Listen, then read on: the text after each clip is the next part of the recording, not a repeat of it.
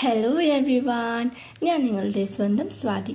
അപ്പോൾ നമ്മളെല്ലാവരും കേട്ടിട്ടുണ്ടാവും മുതലാളിത്തം, ക്യാപിറ്റലിസം, അതേപോലെ ചൈൽഡ് ലേബർ, അങ്ങനെ ഒരുപാട് ടൈപ്പ് ഓഫ് ഡിസ്ക്രിമിനേഷൻസ് നമ്മൾ കേട്ടിട്ടുണ്ട്. അപ്പോൾ ഇതിനെ പറ്റിയിട്ടുള്ള ഇത് റിലേറ്റഡ് ആയിട്ട് കുറേ നോവൽസ്, ഫിലിംസ് ഒക്കെ വന്നിട്ടുണ്ട്. അപ്പോൾ ഇത് റിലേറ്റഡ് ആയിട്ടുള്ള ഒരു തിയറി ഉണ്ടെന്ന് നിങ്ങൾക്കറിയോ? ആ തിയറിയുടെ പേരെന്താണെന്നറിയോ? അപ്പോൾ ഇന്ന് നമ്മൾ പഠിക്കാൻ പോകുന്നത് ആ തിയറിയാണ്. അപ്പോൾ ആ തിയറിയുടെ പേരാണ് മാർക്സിസം തിയറി. അപ്പോൾ ഇത് എന്താണ്, ഇത് റിലേറ്റഡ് ആയിട്ട്, അതായത് മാർക്സിസം റിലേറ്റഡ് ആയിട്ടുള്ള ഇന്ത്യൻ ഇംഗ്ലീഷ് വർക്ക്സ് ഏതൊക്കെയാണ്, ഫിലിംസ് ഏതൊക്കെയാണ്, മലയാളം ഫിലിംസ് ഏതൊക്കെയാണ്, അതൊക്കെ നമ്മൾ ഡീറ്റെയിൽ ആയിട്ട് പറയുന്നുണ്ട്. അതുപോലെ തന്നെ ഇതിൽ വരുന്ന വൈവ ക്വസ്റ്റ്യൻസ് ഏതൊക്കെയാണ് എന്നുകൂടി നമ്മൾ പറയുന്നുണ്ട്. അപ്പോൾ ഇതൊട്ടും ഈ ഒരു വീഡിയോ സ്കിപ്പ് ചെയ്യാതെ ഫുള്ളായിട്ട് കണ്ടാൽ മാത്രമേ നിങ്ങൾക്ക് അത് ഡീറ്റെയിൽ ആയിട്ട് മനസ്സിലാവുകയുള്ളൂ. അതുപോലെ തന്നെ നിങ്ങൾക്ക് ഇൻട്രസ്റ്റിംഗ് ആയിട്ടുള്ള ഏതെങ്കിലും ടോപ്പിക്കോ വർക്കോ നിങ്ങൾക്ക് ഇതിൽ നിന്ന് കിട്ടുകയാണെന്നുണ്ടെങ്കിൽ കമൻറ്റ് ബോക്സ് ചെയ്യുക. അതേപോലെ തന്നെ നിങ്ങൾക്ക് എന്തെങ്കിലും ഡൗട്ട്സോ കാര്യങ്ങളോ അല്ലെങ്കിൽ വേറെ ഏതെങ്കിലും തിയറീസോ വേണമെന്നുണ്ടെങ്കിൽ എന്തായാലും നിങ്ങൾ കമൻറ്റ് ചെയ്യുക. അപ്പോൾ ഓക്കെ, നമുക്ക് ഒട്ടും ലാഗാക്കണ്ട, വീഡിയോയിലോട്ട് പോവാം. Let's get started. അപ്പോൾ ഫസ്റ്റ് നമ്മൾ പോകുന്നത് എന്താണ് മാർക്സിസം എന്നുള്ളതാണ്. അപ്പോൾ ഡെഫിനിഷൻ ഓഫ് മാർക്സിസം ആണ് നോക്കാൻ പോകുന്നത്. അതിൽ Marxist literary criticism interprets literature based on class struggle, power, ideology, and how economic structures shape human life and art. അതായത് ഒരു ലിറ്ററേച്ചറിൽ നമുക്ക് ക്ലാസ് സ്ട്രഗിൾ, പവർ, ഐഡിയോളജി ഒക്കെ വെച്ചിട്ട് ഒരു ഹ്യൂമനിൻ്റെ ലൈഫ് എത്രത്തോളം സ്ട്രഗിളിങ് ആക്കാൻ പറ്റുമോ അല്ലെങ്കിൽ എത്രത്തോളം സഫർ ചെയ്ത് ചെയ്യാൻ പറ്റുന്നോ എന്നുള്ളത് നമുക്ക് ലിറ്ററേച്ചർ വഴി കാണാൻ പറ്റും. ആ ഒരു സീക്വൻസും സിറ്റുവേഷൻസും ഒക്കെ മെൻഷൻ ചെയ്തിട്ട് പ്രൂവ് ചെയ്യാൻ പറ്റുന്ന ഒരു തിയറിയാണ് മാർക്സിസ്റ്റ് തിയറി. അതേപോലെ ഈ ഒരു മാർക്സിസ്റ്റ് തിയറി നമ്മളെല്ലാവരും കേട്ടിട്ടുണ്ട്. അതുപോലെ തന്നെ നമ്മൾ വർക്ക്സിലോട്ട് പോകുമ്പോൾ ഒന്നുകൂടി ക്ലിയർ ആവും കേട്ടോ. അപ്പോൾ ഇന്ത്യൻ വർക്ക്സ് എടുക്കുന്ന സമയത്ത് ഫസ്റ്റ് വർക്കാണ് മുൾക്രാഷ് ആനന്ദിൻ്റെ കൂലി, exploitation of child labour, poverty, അപ്രഷൻ. ഇത്രയും കാര്യങ്ങളാണ് അതിൽ വരുന്നത്. കൂലി നമുക്ക് എല്ലാവർക്കും അറിയാം. ഒരു 14 വയസ്സുള്ള ഒരു ചെറിയ കുട്ടീനെ കൊണ്ട് ഒരു ചൈൽഡ് ലേബർ തന്നെ ചെയ്യിപ്പിക്കുന്ന, അതായത് കൂടുതലായിട്ട് കഠിനാധ്വാനം ചെയ്യിപ്പിക്കും, എന്നാൽ കൂലിയൊന്നും കൊടുക്കുന്നില്ല. ഒരു ക്ലാസ് ഡിഫറൻസ് നമുക്കവിടെ കാണാൻ പറ്റും.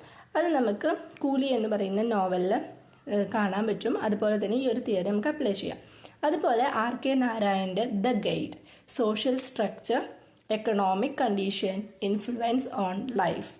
അതേപോലെ ഒരു മലയാളം എക്സാമ്പിളായിട്ട് നമുക്ക് എടുക്കാം തകഴി ശിവശങ്കര പിള്ളയുടെ ചെമ്മീൻ എന്ന് പറയുന്ന നോവൽ. അതിലും എന്താണ് fisherman struggle, poverty, class division. British American works എടുക്കുന്ന സമയത്ത് അതിലെ ഫസ്റ്റ് വർക്കാണ് ചാൾസ് ഡിക്കൻ്റെ Hard Times, industrial revolution, labour exploitation, class inequality. പിന്നെ ജോർജ് ഓർവെലിൻ്റെ Animal Farm, power, corruption, class based control.